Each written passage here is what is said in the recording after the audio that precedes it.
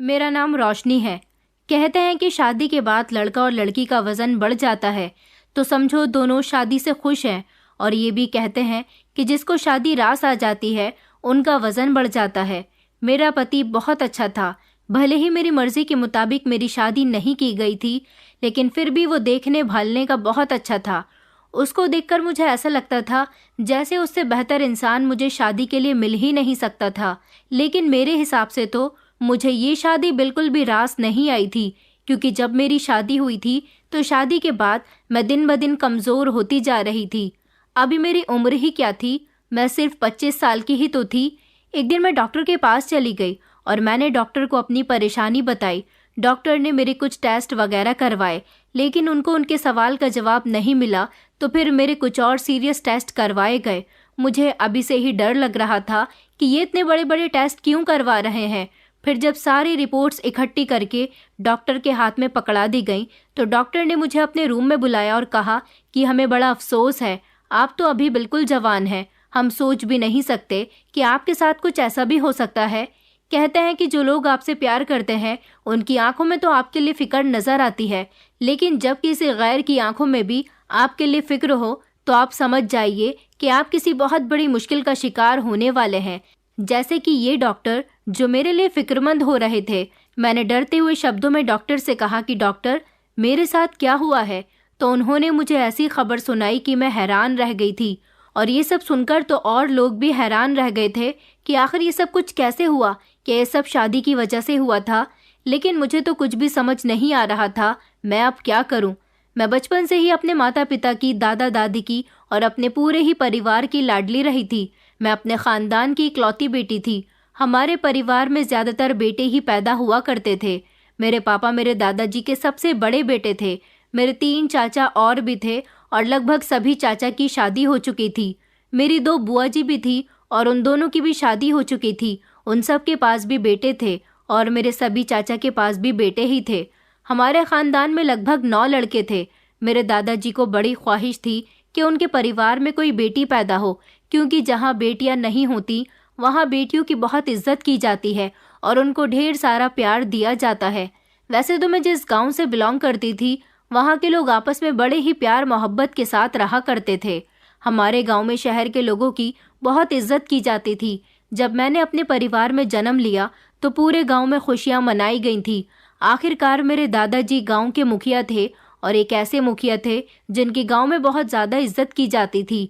मैं अपने खानदान की इकलौती बेटी थी, इसीलिए मैं सबकी आंखों का तारा बन गई थी। जब से मेरा जन्म हुआ था तभी से मुझे मेरे घर के सभी लोग ढेर सारा प्यार करते थे। कोई मुझे 1 मिनट के लिए भी अपनी आंखों से ओझल नहीं होने देता था। जैसे जैसे मैं बड़ी हुई मुझे अपने गांव के माहौल से दूर रखा जाने लगा। वैसे भी मुझे अपना गांव पसंद नहीं था। बचपन में ही मेरे शौक बहुत ऊंचे थे और मेरे शौक लगभग सभी ने ही पूरे किए थे। मुझसे सब इतना प्यार करते कि अगर मैं किसी से कोई एक चीज़ मांगती तो मेरे लिए वही चीज़ पूरा परिवार ले आता था। फिर वक्त गुजरा तो मेरे दादा और दादी इस दुनिया को छोड़कर चले गए और उनकी जगह मुखिया जी मेरे पिताजी को बना दिया गया। मेरे सभी चाचा दादा दादी के मरने के बाद अपने अपने परिवार के साथ अलग हो गए, क्योंकि दादाजी ने पूरे परिवार को एक मुट्ठी में करके रखा हुआ था। एक एक करके मेरे दादा दादी इस दुनिया को छोड़कर चले गए और उनके जाने के बाद ही घर का माहौल धीरे धीरे बिगड़ने लगा। लेकिन मैं अभी भी सबकी लाडली थी। मेरे पिताजी ने मेरे सारे शौक पूरे किए थे। वो मेरे लिए हर सामान शहर से खरीद कर लाते थे। मैं गांव की बाकी लड़कियों से बहुत अलग थी। हमारे गांव की लड़कियां बड़ी ही सादी जिंदगी गुजार रही थी, लेकिन मैं 10,000 की आबादी वाले गांव में इकलौती एक ऐसी लड़की थी जिसके नखरे बहुत ज्यादा थे और जिसके नखरे उसका पूरा परिवार उठाता था। एक ऐसी लड़की जिसकी किस्मत सबसे अलग थी, जिसकी किस्मत पर सब लोग गर्व करते थे और सोचते थे कि काश ऐसी किस्मत हमारी भी होती। मैं अपने आप में ही घमंडी थी। मेरी माँ बहुत सुंदर थी और मैंने उनकी ही सुंदरता पाई थी। कुछ ज़माने की बढ़ती टेक्नोलॉजी और शहर के नए नए तरीके मैं अपनाया करती थी। जैसे कि हमारे गांव की औरतें बहुत कम ही पार्लर जाया करती थी। मैं ज़्यादातर शहर आती जाती रहती थी, इसलिए मेरे बाल भी मेरे पिताजी शहर के ही पार्लर में कटवाया करते थे। मेरी ज़िंदगी बहुत अच्छी गुजर रही थी। मेरा एडमिशन भी शहर के ही एक स्कूल में करवाया गया था। मेरे पिताजी या मेरे कोई भी चाचा जी रोज़ मुझे अपनी गाड़ी से स्कूल से लेने के लिए आ जाते थे। मगर जब हमारे परिवार के हिस्से बंटवारे हो गए तो मेरे सभी चाचा ने अपने घर अलग अलग बना लिए और उसके बाद मेरी परवाह करने वाले सिर्फ मेरे माता पिता रह गए थे। वक्त के साथ साथ मेरे सारे कजिन भी बड़े हो गए थे। जो मुझसे बड़े मेरे कजिन थे उन सभी की एक एक करके शादियां होने लगी थी और वो लोग भी अपने परिवार में बिजी होते जा रहे थे। 8th क्लास कंप्लीट होने के बाद मैंने सोचा कि मैं शहर में ही रहूंगी और वहीं से ही पढ़ाई करूंगी। मैंने अपने पेरेंट्स से बोल दिया था कि मैं हॉस्टल में रहना चाहती हूँ और कॉलेज में पढ़ाई करना चाहती हूँ। हालांकि मेरे पेरेंट्स इस बात पर राजी नहीं हो रहे थे। उनका कहना था कि तुम हमारी एक ही तो बेटी हो, हमने तुम्हें बड़े लाड प्यार से पाला है, भला हम तुम्हें अकेले शहर में रहने कैसे दे सकते हैं। तो मैंने कहा कि फिर मेरे साथ आप लोग भी शहर में रहने लग जाइए, लेकिन इस बात पर कोई भी राजी नहीं हुआ। मेरे पिताजी के एक दोस्त थे जो कि शहर में ही रहते थे। मेरे पिताजी ने जब अपने दोस्त से ये बात शेयर की कि हमारी बेटी शहर में रहकर पढ़ना चाहती है, तो उन्होंने मेरे पिताजी से यही बात कही कि ये तो बहुत अच्छी बात है, आपकी बेटी की सोच बहुत अच्छी है। अगर वो यहाँ रहकर पढ़ना चाहती है तो इसमें कौन सी बड़ी बात है। वैसे भी ना जाने कितनी दूर दूर से आकर लड़के लड़कियाँ हॉस्टल में रहते हैं। अपनी पढ़ाई पूरी करने के बाद ही वो अपने घर जाते हैं। लेकिन मेरे पिताजी को डर इस बात का था कि वो अपनी बेटी को अकेले शहर में कैसे छोड़ सकते थे। उनके दोस्त ने उन्हें यही समझाया कि सिर्फ तुम्हारी ही बेटी अकेली ऐसी नहीं है जो यहाँ रहकर पढ़ाई करेगी। न जाने ऐसी कितनी लड़कियां हैं जो किसी गांव में, किसी जिले या फिर किसी दूसरे शहर से आकर यहाँ के बड़े बड़े कॉलेज और यूनिवर्सिटी में पढ़ाई कर रही हैं। मेरे पिताजी का दिल उनकी बात सुनकर बेफिक्र हो गया था, इसलिए वो मुझे यहाँ छोड़ने के लिए तैयार हो गए थे। लेकिन उस समय मैं ज़्यादा बड़ी नहीं थी, इसलिए माँ पिताजी जल्दी जल्दी हर दूसरे तीसरे दिन मुझसे मिलने के लिए आ जाया करते थे। उनका कहना था कि बेटी, हम तुम्हें बहुत याद करते हैं। फिर वक्त गुजरता गया, मेरी पढ़ाई आगे बढ़ती चली गई। उन लोगों को मेरे बिना रहने की आदत हो गई। वो लोग महीने में एक बार मुझसे मिलने के लिए आ जाया करते थे और मैं भी छुट्टियों में अपने गांव चली जाती थी। लेकिन शहर में रहते हुए और शहर के माहौल में घुल मिल जाने के बाद मुझे अपना गांव बिल्कुल भी अच्छा नहीं लगता था। पढ़ाई कंप्लीट होने के बाद मैंने सोचा कि मुझे यहाँ रहकर जॉब भी करनी चाहिए। वैसे तो हमारे घर में किसी चीज़ की कोई कमी नहीं थी। हमारे गांव में मेरे पिताजी की बहुत सारी ज़मीनें पड़ी हुई थी, उन पर अनाज उगता था, खेती बाड़ी होती थी, हमारा बड़ा सा घर था। मुझे जॉब करने की कोई ज़रूरत नहीं थी, लेकिन ये भी मेरा शौक़ था और मैं अपने शौक़ के लिए ही जॉब करना चाहती थी। ये बात जब मैंने अपने माता पिता से शेयर की तो उन लोगों ने मुझे इस बात के लिए मना भी किया, लेकिन मेरी ज़िद के आगे उनकी एक न चलती थी और उन्होंने मेरी इस बात को भी स्वीकार कर लिया। अब मेरी पढ़ाई पूरी हो चुकी थी, मैं जवान हो गई थी और मुझे नौकरी करते हुए 2 साल हो गए थे। मैं यहाँ अपना कमाती और अपने ऊपर ही खर्च कर लिया करती थी। मुझे अपनी खूबसूरती पर बहुत घमंड था। गांव के लोगों से मैं दूर दूर ही रहना पसंद करती थी। जब भी मेरे पेरेंट्स मुझे गांव बुलाते मैं उनको इनकार कर दिया करती थी, क्योंकि वहाँ की हवा, वहाँ का माहौल, वहाँ का रहन सहन मुझे बिल्कुल भी पसंद नहीं था। हमारे गांव की लड़कियों के कपड़े पहनने का ढंग भी मुझे बड़ा ही अजीब लगता था, क्योंकि मुझे शहर में रहते हुए लगभग 10-11 साल हो गए थे। सबसे अच्छी बात ये थी कि शहर में नौकरी करते करते मेरी गवर्नमेंट जॉब लग गई थी। ऐसी जॉब तो हर इंसान का सपना होती है। गांव में मेरा नाम ऊंचा होने लगा था कि गांव की बेटी सरकारी अफसर बन गई है। अब मुझे लगभग 6 महीने हो गए थे और मैं काफ़ी समय से अपने पेरेंट्स को टाल रही थी कि मैं काम में बिजी हूँ, अभी आप लोगों से मिलने नहीं आ सकती। उन लोगों को मेरी बहुत याद आ रही थी और वो बार बार मुझसे यही कह रहे थे कि बेटा, तुम घर कब आओगी, तुम्हें यहाँ आए हुए काफ़ी समय हो गया और 2 महीने पहले ही मेरी गवर्नमेंट जॉब लगी थी। उन्होंने कहा कि अगर तुम यहाँ नहीं रहने आई तो हम तुमसे वहाँ मिलने के लिए आ जाएंगे। अब मैं उनको परेशान नहीं करना चाहती थी और वो लोग चाहते थे कि मैं लगभग 2-3 महीने के लिए उनके साथ रहूं।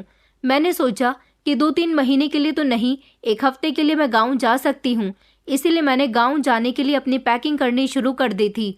मैं जब गांव पहुंची तो मेरे माता पिता के बिहेवियर ने मुझे हैरान कर दिया था। इस बार उन्हें मेरी कामयाबी और नौकरी की कोई ख़ास खुशी नहीं हुई थी। शायद उसकी वजह ये थी कि हमारे घर में किसी चीज़ की कमी नहीं थी। हम काफ़ी अमीर लोग थे और माँ पिताजी के मरने के बाद वैसे भी ये सब कुछ मेरा ही था, तो मुझे नौकरी करने की या कुछ भी करने की कोई ज़रूरत नहीं थी। इसीलिए मेरी ये नौकरी मेरे माता पिता के लिए कोई मायने नहीं रखती थी।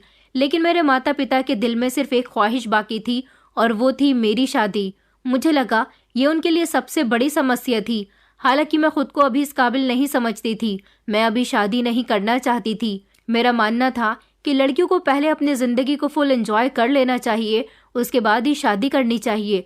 लेकिन इस बार मेरे घर में आते ही मेरे मम्मी पापा ने मुझे अपनी मर्जी सुना दी थी कि हम तुम्हें अब वहाँ नहीं भेजेंगे, अब हम तुम्हारी शादी करना चाहते हैं। मैंने उन्हें समझाने की बहुत कोशिश की कि माँ पिताजी, मेरी अभी उम्र ही क्या है, मैंने तो अभी नौकरी करनी शुरू ही की है और आपको नहीं पता कि गवर्नमेंट जॉब के लिए मैंने क्या क्या नहीं किया। वैसे भी जिंदगी के इतने बड़े फैसले के लिए थोड़ा वक्त देना जरूरी है। लेकिन उनका जवाब बहुत ही सिंपल और सीरियस था। उन्होंने कहा कि तुम्हारी जिद पर हमने तुम्हें शहर भेजा, जबकि हमने कभी तुम्हारी शिक्षा को जरूरी नहीं समझा। हमने अपनी जमीनों की देखभाल को ही अपनी जिंदगी का असल मकसद माना है। तुमने नौकरी कर ली, ये तुम्हारी मेहनत है, मगर शादी हमारा फैसला है। उस समय मुझे उनकी बातों से आइडिया हो रहा था कि ये समस्या बहुत पुरानी थी। उन्होंने मेरे लिए लड़का भी देख लिया था और मेरा रिश्ता भी पक्का कर दिया था। और वो लड़का कोई और नहीं, हमारे गांव के जमींदार जी का बेटा राजपाल था, जो मुझे बिल्कुल भी पसंद नहीं था। लेकिन हमारे गांव के लड़के लड़कियों के रिश्ते बचपन में ही तय कर दिए जाते थे। उन्हीं उसूलों के हिसाब से मेरे माता पिता ने भी मेरा रिश्ता गांव के सबसे अमीर इंसान के बेटे के साथ लगा दिया था। राजपाल देखने में अच्छा था, लेकिन वो पढ़ा लिखा नहीं था। उसके पास गांव की बहुत सारी जमीनें थीं। वो हमसे भी ज्यादा अमीर पिता का बेटा था। ये बात तो मैं पहले से ही जानती थी, लेकिन मैंने सोचा था कि मैं शहर के किसी पढ़े लिखे और अच्छे लड़के से शादी करूंगी, अपने पेरेंट्स को मना लूंगी। वैसे भी बचपन से लेकर अब तक उन्होंने मेरी हर बात को माना है, मगर ये बात मेरे पेरेंट्स मानने के लिए तैयार नहीं हो रहे थे। उनका कहना था कि तुम्हारी शादी राजपाल से ही होगी और अब हम तुम्हारी शादी करके ही तुम्हें शहर भेजेंगे। उन्होंने मुझे अब भी राजपाल का फोटो दिखाया। वो सच में बहुत अच्छा था। सुना था कि वो एक अच्छा, समझदार और इज्जतदार इंसान है। खुद से सवाल किया कि क्या ये मेरी जिंदगी का सही फैसला होगा।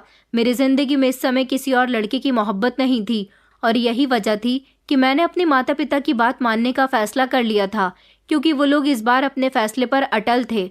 बचपन से लेकर अब तक उन्होंने मेरी हर बात मानी थी और उनका कहना था कि मैंने उनकी बात नहीं मानी तो शायद मेरे परिवार से मेरा रिश्ता कमज़ोर हो जाएगा। मेरे लिए मेरे माता पिता से बढ़कर कुछ भी नहीं था, इसीलिए मैंने उनकी मर्जी पर अपना सर झुका दिया था। मगर मैंने उनके सामने एक शर्त रखी थी कि शादी के बाद मैं शहर जाकर अपनी नौकरी ऐसे ही करूंगी जैसे अभी कर रही हूँ, और मेरा पति भी मेरे साथ शहर ही जाएगा। मैं यहाँ गाँव में नहीं रहूंगी, क्योंकि मेरा शहर में रहना ज़रूरी है। मगर उनका जवाब मेरी सोच के मुताबिक था। उन्होंने कहा कि राजपाल इस गांव की मिट्टी का पला बड़ा है, उसका और उसके पिता का कारोबार भी यही है। वो अपने माता पिता का इकलौता बेटा है। उसके परिवार वाले चाहते हैं कि उनके बेटे की शादी हो जाए और बहू उनके घर में आ जाए, और तुम गांव छोड़कर जाने की बात कर रही हो, यहाँ तक कि तुम उनके बेटे को भी अपने साथ लेकर जाने की बातें कर रही हो। मैंने मम्मी पापा से कहा कि मेरी शर्त तो यही है, अगर आप लोग मेरी शर्त मानना चाहते हैं तो मैं शादी करूंगी, वरना मैं राजपाल से शादी नहीं करूंगी। मेरी बात पर मम्मी पापा खामोश हो गए थे। उन्होंने कहा, तो फिर हमें राजपाल और उसके माता पिता से इस बारे में बात करनी होगी। मैंने कहा था कि हाँ, अगर राजपाल राजी हो जाता है तो फिर मैं शादी करके यहाँ कुछ दिन रहकर राजपाल के साथ शहर चली जाऊंगी। अगले ही दिन मेरे माँ पिताजी राजपाल के परिवार और उससे बातचीत करने के लिए चले गए थे। मैंने सोच लिया था कि राजपाल कभी भी इस गांव से जाने के बारे में नहीं सोचेगा और इस रिश्ते से साफ इनकार कर देगा। कुछ ऐसा ही रिएक्शन उसके पेरेंट्स का भी होगा। लेकिन जब माँ पिताजी घर आए और उन्होंने मुझे बताया कि राजपाल तुम्हारे साथ शहर चलने के लिए तैयार है, बल्कि वो तो बहुत खुश हो रहा था कि शादी के बाद वो अपनी पत्नी के साथ शहर जाएगा, मैं तो माँ पिताजी की ये बात सुनकर हैरान रह गई थी। फिर मैंने सोचा कि चलो अच्छी बात है, मेरा पति शहर जाएगा तो उसे वहाँ की थोड़ी हवा लगेगी और मैं उसे यहाँ के माहौल से निकालकर अपने जैसा बना लूँगी। वैसे तो ये फैसला मेरे लिए आसान नहीं था, लेकिन फिर भी मैंने सब लोगों की बात मान ली थी और अपने आप को तसल्ली दी थी कि सब कुछ ठीक हो जाएगा। मगर मैं ये नहीं जानती थी कि मेरी ज़िंदगी मुझे कहाँ से कहाँ ले जाएगी। शादी के बाद जब मैं विदा होकर अपने ससुराल चली गई तो कमरे का माहौल बड़ा ही अजीब सा था। मेरे ससुराल वालों ने मुझे कपड़े भी अच्छे नहीं चढ़ाए थे।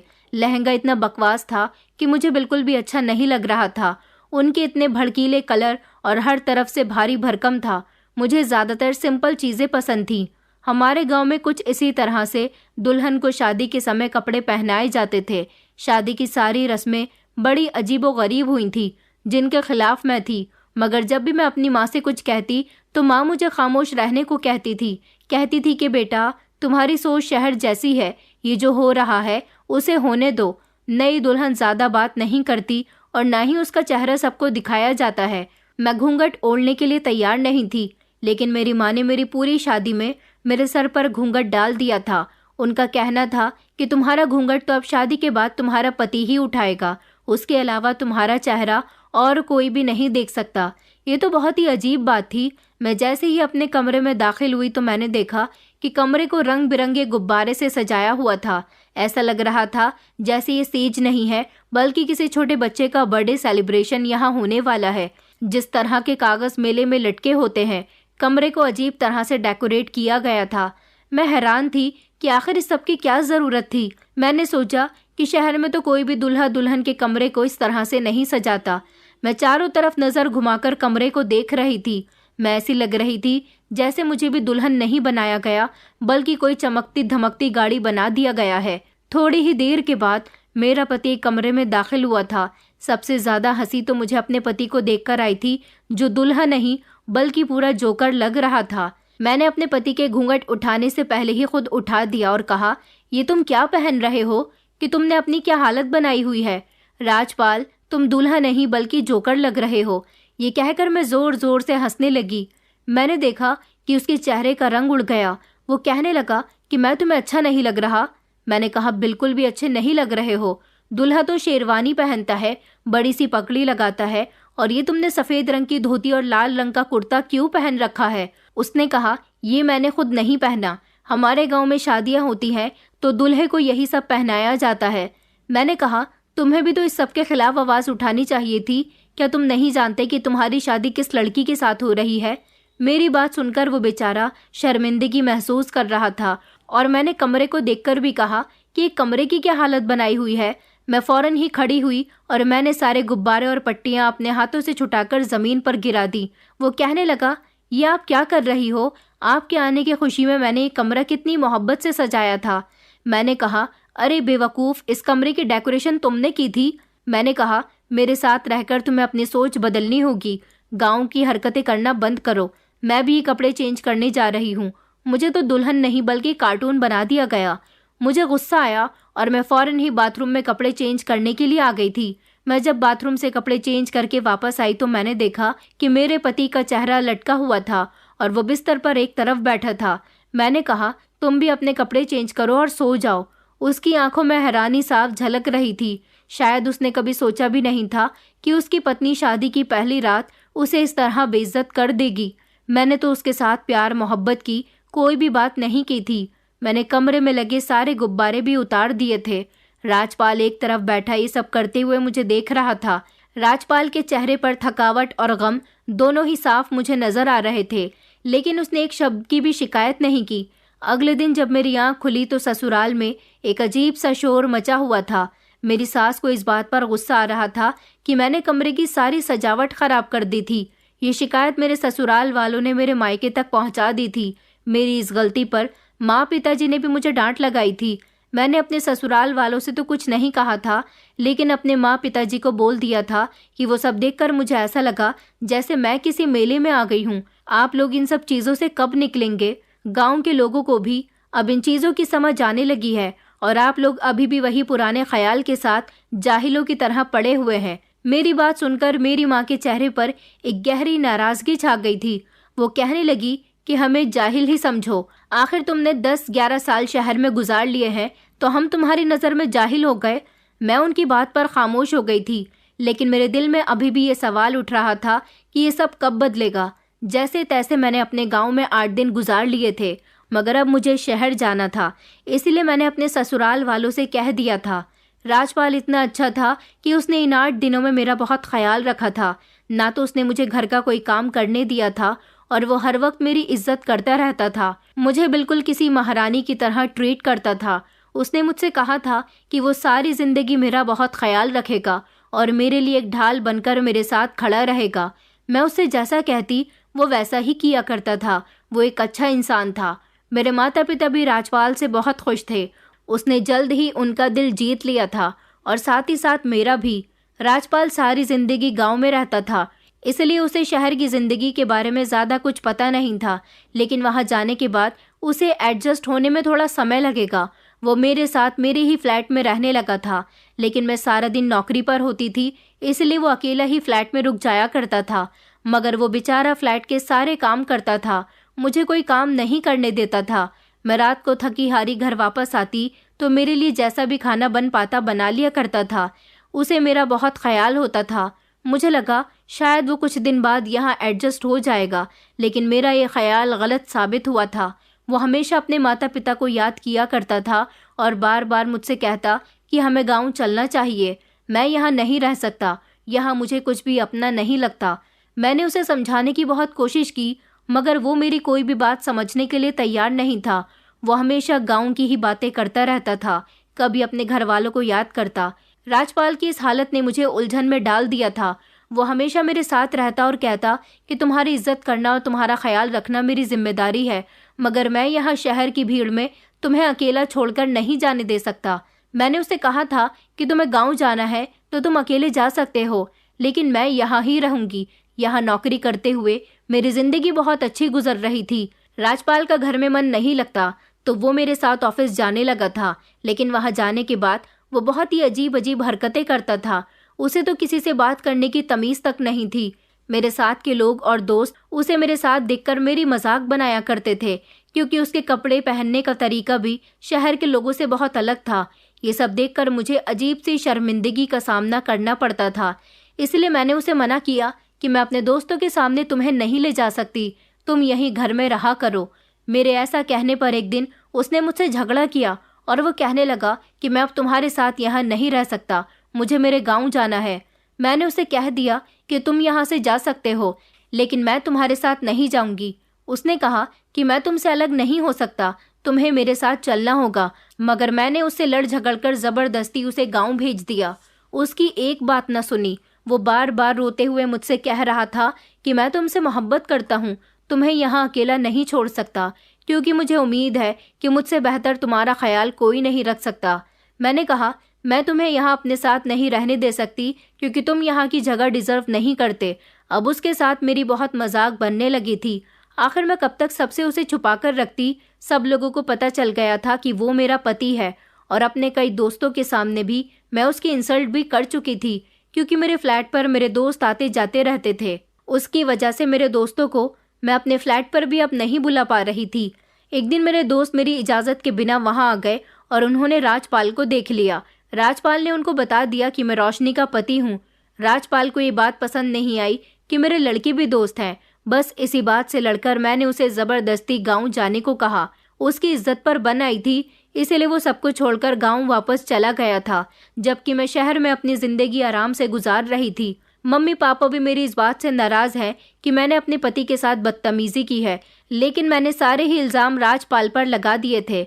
अब मैं फिर से यहाँ अपनी नौकरी करने में बिजी हो गई थी। मुझे अपने पति की बिल्कुल भी याद नहीं आती थी। हाँ, उसकी कमी महसूस होती थी, क्योंकि वो यहाँ मेरे साथ पूरे 4 महीने रह चुका था।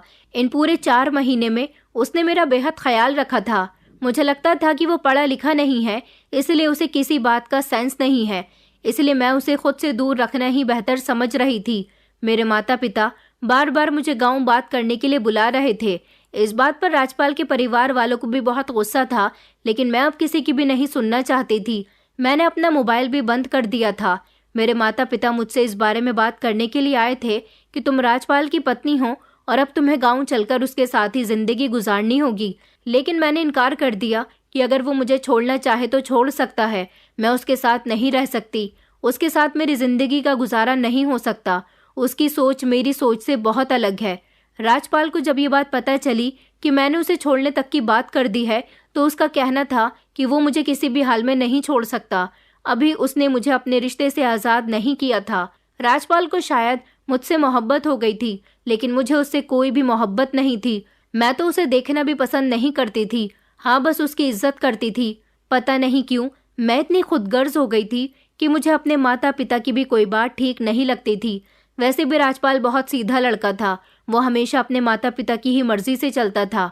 मुझे तो ऐसा लगता था जैसे वो किसी चाबी का गुड्डा है। जैसे उसके माता पिता ने बोल दिया वो वैसा ही करता है।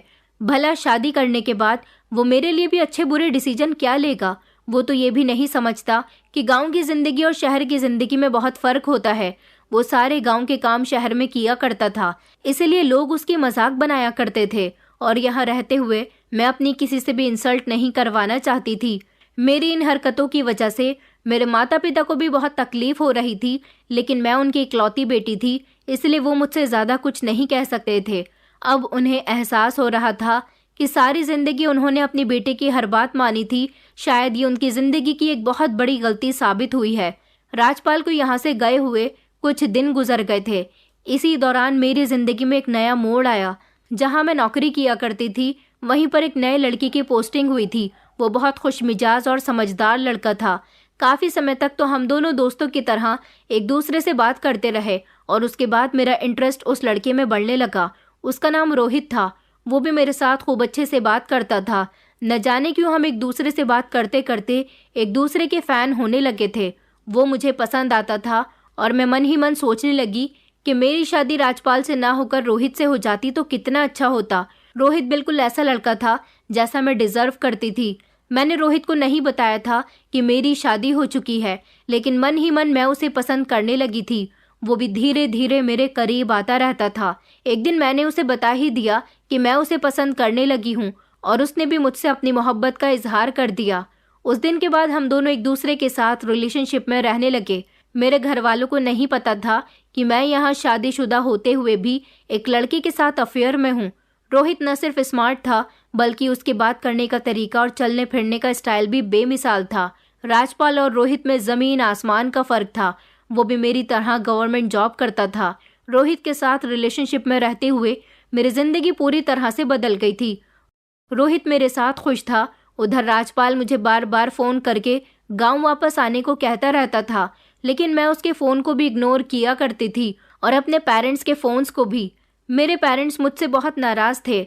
मेरा अब ज़्यादातर समय रोहित के साथ गुजरने लगा था। रोहित और मैं एक दूसरे से काफ़ी हद तक करीब आ गए थे, क्योंकि उसने मुझसे वादा किया था कि वो मुझसे शादी करेगा और मैंने भी पक्का इरादा कर लिया था कि मैं राजपाल से डिवोर्स ले लूँगी और उससे खुद को अलग कर लूँगी। काफ़ी समय हम दोनों को एक साथ गुजर गया था। एक दिन मेरे माँ पिताजी मेरे फ्लैट पर आ गए थे। ये तो अच्छा हुआ उस दिन रोहित मेरे साथ वहाँ मौजूद नहीं था। उन्होंने मुझसे बात की और कहा कि आज हम तुम्हें यहाँ से लेने के लिए आए हैं। उधर राजपाल तुम्हारे लिए परेशान हो रहा है। तुमने यहाँ शहर में उसे बहुत बेवकूफ़ बनाया। वो दोबारा तुम्हारे पास नहीं आना चाहता और हम भी नहीं चाहते कि तुम्हारा रिश्ता उसके साथ ख़त्म हो जाए। गांव में तुम्हारी वजह से हमारी बहुत नाक कट रही है। मैंने अपने पिताजी से उस दिन पहली बार बदतमीज़ी की थी और कहा था कि इधर आपके दामाद की वजह से मेरी नाक बहुत कट रही थी, इसलिए मैंने उसे गांव जाने को कहा। मैं उसके साथ नहीं रह सकती। मेरे माँ पिताजी मेरा ये बर्ताव देखकर चौंक गए थे। मैंने उनसे कहा था कि आप लोग यहाँ से जा सकते हैं, मुझे आप में से किसी की भी कोई ज़रूरत नहीं है। और हाँ, राजपाल से कहिएगा कि वो मुझे डिवोर्स दे दे, मुझे छोड़ दे, वो मेरे लायक नहीं है। मेरे माँ पिताजी को बहुत गुस्सा आया था, मगर वो मेरे फ्लैट से शर्मिंदा होते हुए वापस गए थे, क्योंकि मैं उनके साथ ना तो ढंग से बात कर रही थी और ना ही मैंने उनको बैठने के लिए कहा था।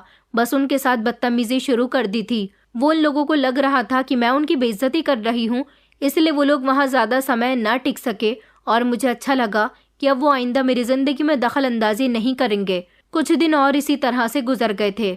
मेरे माँ पिताजी ने मुझसे दोबारा कोई कांटेक्ट करने की कोशिश नहीं की थी, लेकिन अब मेरी तबीयत कुछ गिरी गिरी सी रहने लगी थी और मुझे कुछ अच्छा भी नहीं लगता था। मैं दिन ब दिन कमज़ोर होती जा रही थी। मैं यही बात जब रोहित से कहती तो वो मेरी बात को इग्नोर कर दिया करता था। मैंने उससे कई बार कहा था कि मैं कमज़ोर होती जा रही हूँ, मुझे बहुत कमज़ोरी महसूस होती है, पता नहीं मुझे क्या हो गया।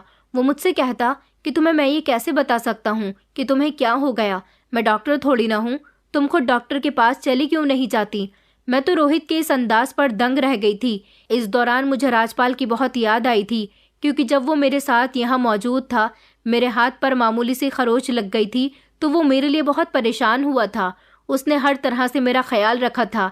आज शायद रोहित की जगह राजपाल होता तो वो मेरे लिए बहुत परेशान होता। फिलहाल मैंने राजपाल का ख्याल अपने दिल से निकालने की कोशिश की थी। राजपाल की तरफ से अभी तक मुझे डिवोर्स का नोटिस नहीं मिला था। पूरे गांव में मेरे बारे में तरह तरह की बातें बन रही थी। मेरे ससुराल वाले और मेरे माता पिता की बहुत बेइज्जती हो रही थी। एक दिन मेरी मुलाकात हमारे गांव के ही एक लड़के से हुई। वो किसी काम के लिए शहर गया हुआ था। उसने मुझसे कहा कि अरे रोशनी, हमने सुना है कि तुमने राजपाल को छोड़ दिया। मैंने उससे बड़े घमंड के साथ कहा कि हाँ, मैं उसे छोड़ चुकी हूँ, उसके साथ मेरा कोई संबंध नहीं है। उसने कहा कि उसके साथ ऐसा मत करो, वो बेचारा तुम्हारे लिए बहुत परेशान है, दिन रात तुम्हारे लिए रोता रहता है। वो तो यहाँ शहर आने की बहुत कोशिश कर रहा है ताकि वो यहाँ आकर तुमसे बात कर सके, मगर उसके माता पिता ने उसको रोक लिया। मैंने उसकी बात को इग्नोर किया। वैसे भी मैं ये सोच चुकी थी कि मैं अब अपनी ज़िंदगी अपने हिसाब से जीऊंगी और रोहित से शादी कर लूंगी, लेकिन मैं जब भी रोहित से शादी की बात करती वो बात को टाल दिया करता था। हम दोनों एक साथ एक ही फ्लैट में पति पत्नी की तरह रहा करते थे, मगर वो मुझसे शादी करने के लिए राजी नहीं हो रहा था। मैं दिन ब दिन अब कमज़ोर होती जा रही थी। कई बार तो मुझे ऐसा लगा जैसे मौसम चेंज होने की वजह से मुझ में ऐसी कमियां आ रही हैं। मुझे खांसी और ज़ुकाम भी बहुत ज़्यादा हो गया था, और वो भी ऐसा कि ख़त्म होने का नाम ही नहीं ले रहा था। मेरे लिए ये अजीब बात थी। इधर रोहित दिन ब दिन मुझे इग्नोर कर रहा था। उसे जब मेरी ज़रूरत होती तब वो मेरे पास मुझसे मिलने के लिए आता था, लेकिन अब वो ज़्यादातर मुझे इग्नोर ही करता था। कहता कि मैं काम में बिजी हूँ, मेरा फ़ोन भी नहीं उठाता था और ना ही मुझसे मिलने के लिए आ रहा था। मैं उससे कहती थी कि मुझे डॉक्टर के पास लेकर चलो, मेरी तबीयत ठीक नहीं है।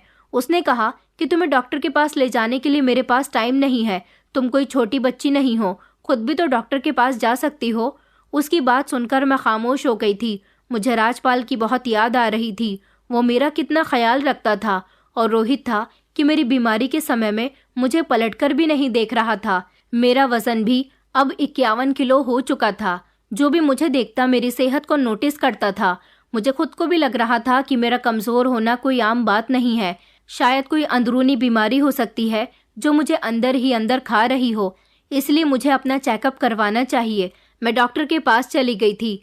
इस दौरान मेरे साथ रोहित नहीं था, बल्कि उसे तो कई दिन गुजर गए थे मुझसे बात तक किए हुए। मैं जब घर जाती थी तो राजपाल मेरे लिए खाना बनाकर तैयार कर दिया करता था, घर के सारे कामकाज भी कर दिया करता था। लेकिन ऐसी बीमारी के समय में मुझसे घर का कोई काम नहीं हो रहा था।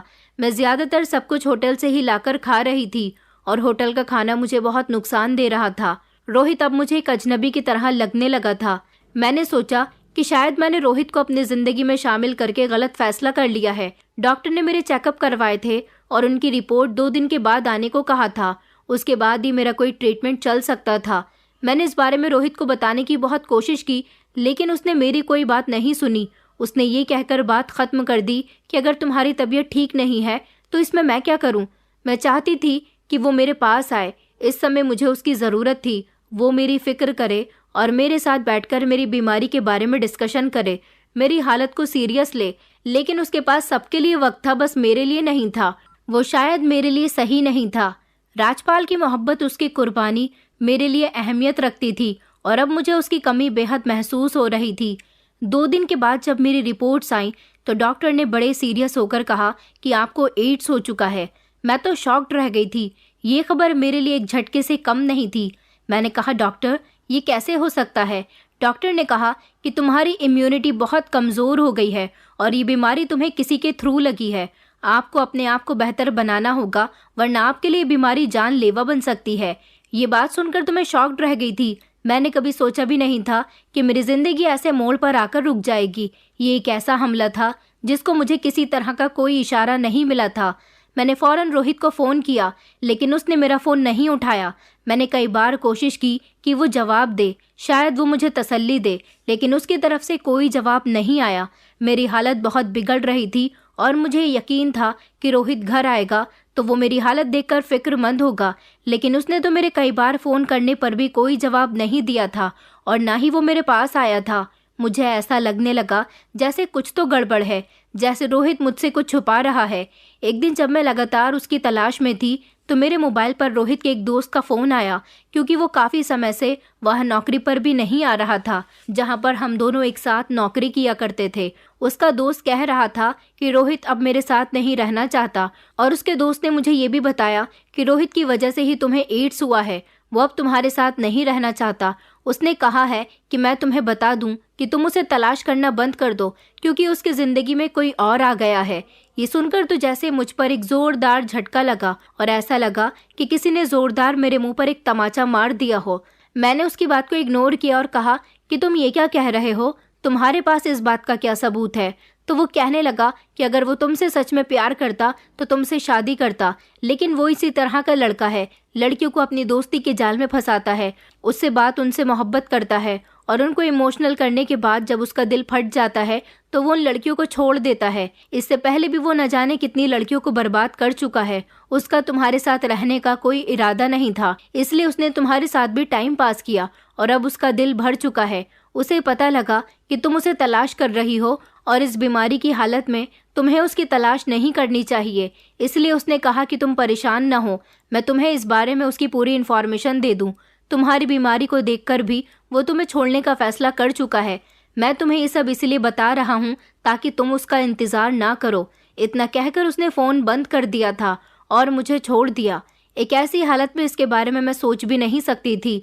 मैं ज़ोर ज़ोर से रोने लगी। रोहित, जिसे मैं अपनी ज़िंदगी का हिस्सा समझने लगी थी, वो मुझे इस तरह छोड़कर चला गया था। वो न सिर्फ मेरी बीमारी का सबब बना, बल्कि उसने तो एक लम्हे के लिए भी मेरी फिक्र न की। रोहित का मेरा साथ छोड़ना मुझे बहुत ज़्यादा तकलीफ दे गया था, लेकिन साथ ही मैंने ये भी सोच लिया था कि मैं अपनी बिखरी हुई ज़िंदगी को दोबारा सही कर सकती हूँ। इस सब ने मेरी ज़िंदगी को एक ऐसा मोड़ दिया, इसके बारे में मैं सोच भी नहीं सकती थी। रोहित के साथ के लिए मैंने अपने माता पिता से भी मुंह फेर लिया और राजपाल, जो कि मेरी इतनी इज्जत किया करता था, मुझसे बहुत मोहब्बत किया करता था, मैंने कभी उसकी मोहब्बत को भी नहीं समझा। ये सब कुछ रोहित की वजह से हुआ था। उसने अपनी बीमारी मुझे लगा दी थी। मेरी तबीयत और ज़्यादा ख़राब होती जा रही थी। मैंने फ़ैसला किया कि मुझे गांव चले जाना चाहिए और अपने माता पिता से माफ़ी मांगनी चाहिए, यहाँ तक कि मुझे राजपाल से भी माफ़ी मांगनी चाहिए। उसकी बड़ी मेहनत और मोहब्बत थी, लेकिन मैं इन सब बातों को भूल चुकी थी। मैंने गांव आकर अपने माता पिता से माफ़ी मांगी और उनको अपनी बीमारी के बारे में सब कुछ बता दिया और राजपाल से भी रो रो कर माफ़ी मांगी कि वो मुझे माफ़ कर दे। अगर वो मेरे साथ रिश्ता रखना चाहता है तो रख सकता है, क्योंकि अब मैं इतनी बड़ी बीमारी की शिकार हो चुकी हूँ।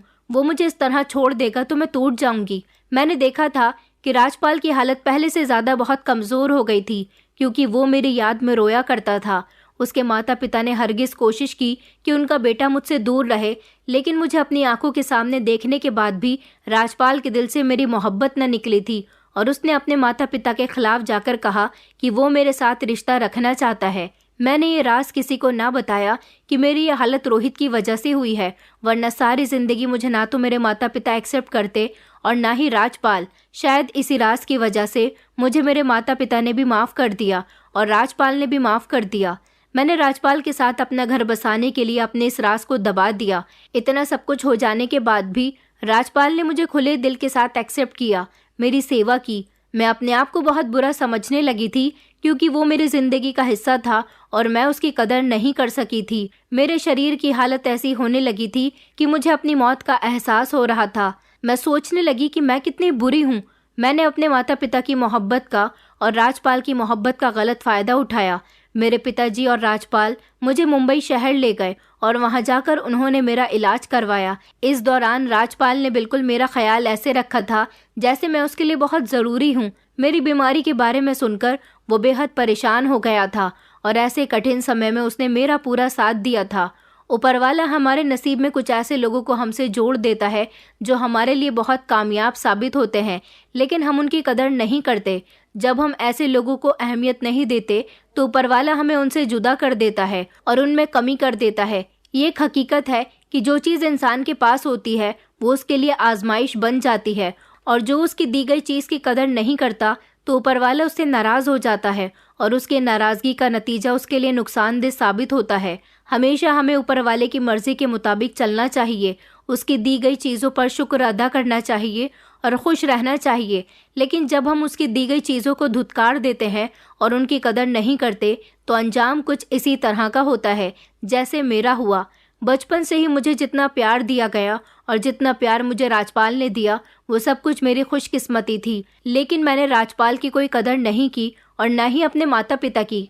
मैंने तो अपने माता पिता से भी मुंह फेर लिया था, जिसका नतीजा मुझे इस बीमारी के रूप में मिला और रोहित के धोखे के रूप में मिला। रोहित जहाँ भी हो ऊपर वाला उससे उसका बदला ज़रूर लेगा, मगर मुझे राजपाल ने माफ़ कर दिया। यही मेरी सबसे बड़ी खुशकिस्मती थी। इस बात को 2 साल गुजर चुके हैं। मैं राजपाल के साथ अब बहुत खुश हूँ क्योंकि उसने मेरा बहुत ख्याल रखा और उसकी मेहनत ने मुझे काफ़ी हद तक ठीक कर दिया। दोस्तों, उम्मीद करती हूँ आपको हमारी कहानी पसंद आई होगी।